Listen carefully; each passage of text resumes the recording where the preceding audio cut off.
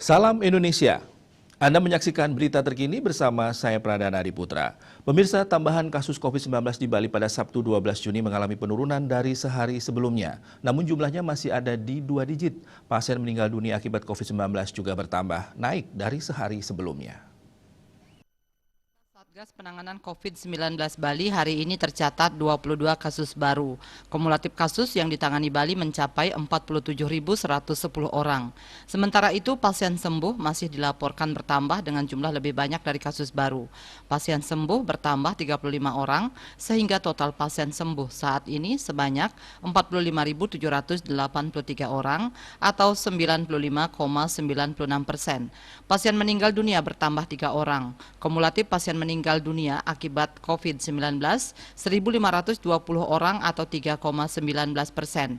Rinciannya 1.514 WNI dan 6 WNA. Jumlah kasus aktif yang masih dirawat maupun menjalani karantina berjumlah 407 orang atau 0,85%. Mereka dirawat di 17 rumah sakit dan dikarantina di Bapelkesmas, UPT Nyitdah, Wisma Bima, dan BPK Pring. Dia Dewi, Bali Pos melaporkan. Untuk mencegah penyebaran COVID-19, ingat pesan ibu selalu terapkan 3M, wajib memakai masker, wajib mencuci tangan, dan wajib menjaga jarak, serta wajib menghindari kerumunan. Dengan penerapan perilaku 3M, Indonesia segera terbebas virus corona menuju Indonesia maju. Tetaplah bersama Bali TV.